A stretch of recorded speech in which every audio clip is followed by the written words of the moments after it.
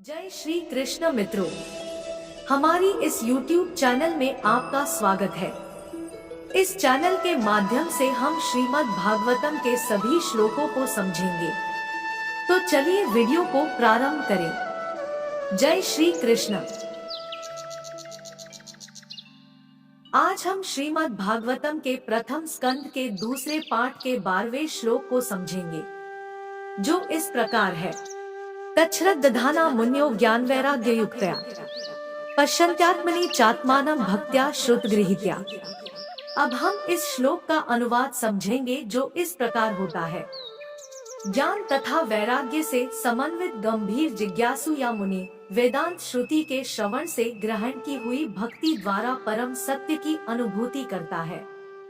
अब इस अनुवाद का अर्थ ये होता है कि भगवान वासुदेव जो परम सत्य की पूर्ण अभिव्यक्ति के समान है, उनकी भक्तिमय सेवा की प्रक्रिया से परम सत्य की अनुभूति होती है। ब्रह्मा उनका दिव्य शारीरिक तेज है और परमात्मा उनका आंशिक स्वरूप है। फलता ब्रह्मा या परमात्मा की अनुभूति परम सत्य की आंशिक अनुभूति मात्र है। मनुष्य 4 प्रकार के होते हैं: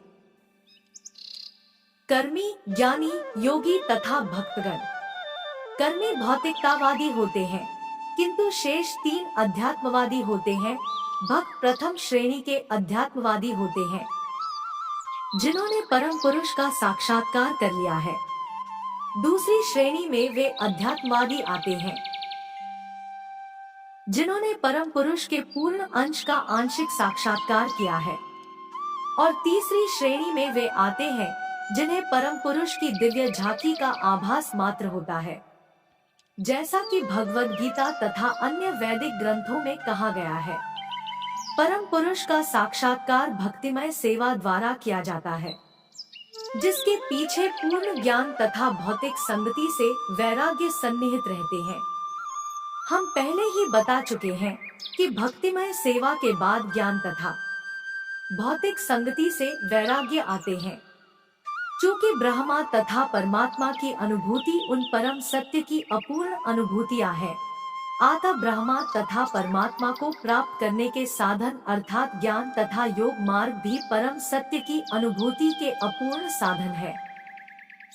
भक्ति ही एकमात्र पूर्ण विधि है, जिससे गंभीर जिज्ञासु को परम सत्य की अनुभूति हो सकती है, क्योंकि भक्ति की नींव पूर्ण ज्ञान तथा भौतिक संग से वैराग्य के ऊपर खड़ी होती है और वेदांत श्रुति के श्रवण द्वारा सुदृढ़ होती है।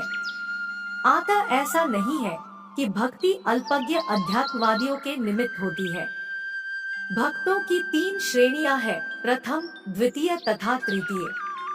तृतीय श्रेणी के भक्त या नवदीक्षित भक्त जो ज्ञानविहीन होते हैं, वे भौतिक संगति से विरक्त नहीं होते। वे तो मंदिर में अर्चा विग्रह की पूजा की प्रारंभिक प्रक्रिया के प्रति ही आकृष्ट होते हैं। ऐसे भक्त भौतिक भक्त कहलाते हैं।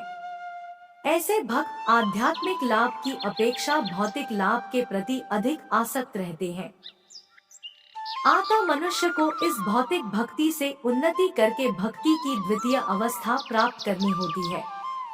इस द्वितीय अवस्था में भक्त को भक्ति की दिशा में 4 तत्व दिखाई पड़ते हैं: परम ईश्वर, उनके भक्त, अज्ञानी तथा ईर्ष्यालु। मनुष्य को कम से कम इस द्वितीय श्रेणी के भक्त की अवस्था तक उठना होता है, जिससे वह परम सत्य को जानने का पात्र बन सके। अतः तृतीय श्रेणी के भक्त को भक्ति संबंधी अनुदेश भागवत के प्रामाणिक स्रोतों से प्राप्त करने होते हैं। पहली श्रेणी का भागवत सुस्थापित भक्त है और दूसरा है भागवतम, जो ईश्वर का संदेश है। अतः तृतीय श्रेणी के भक्त को भक्ति के उपदेशों की शिक्षा लेने के लिए किसी सच्चे भक्त के पास जाना होता है। ऐसा भक्त कोई व्यवसायी व्यक्ति नहीं होता, जो भागवत को व्यापार समझकर अपनी जीविका कमाता हो। ऐसे भक्त को सूत गोस्वामी की तरह सुखदेव गोस्वामी का प्रतिनिधि होना चाहिए और उसे समस्त जनता के चतुर्दिक कल्याण के लिए भक्ति उपासना पद्धति का उपदेश करना चाहिए। नवजिज्ञासु भक्त को प्रामाणिक व्यक्तियों से सुनने में तनिक भी रुचि नहीं रहती। ऐसा नवजिज्ञासु भक्त अपनी इंद्रिय तृप्ति के हेतु किसी व्यावसायिक व्यक्ति से सुनने का दिखावा करता है। इस प्रकार के श्रवण तथा कीर्तन से सारा मामला गड़बड़ा गया है। अतः इस दोषपूर्ण विधि के प्रति अत्यंत सतर्क रहने की आवश्यकता है।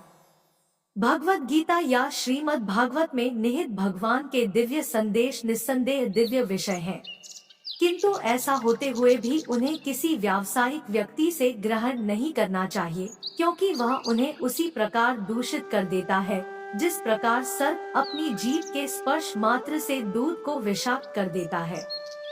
अतएव निष्ठावान भक्त को चाहिए कि वह अपनी उन्नति के लिए उपनिषद, वेदांत जैसे वैदिक साहित्य को तथा पूर्ववर्ती आचार्यों अथवा गोस्वामियों द्वारा संकलित अन्य साहित्य को सुने।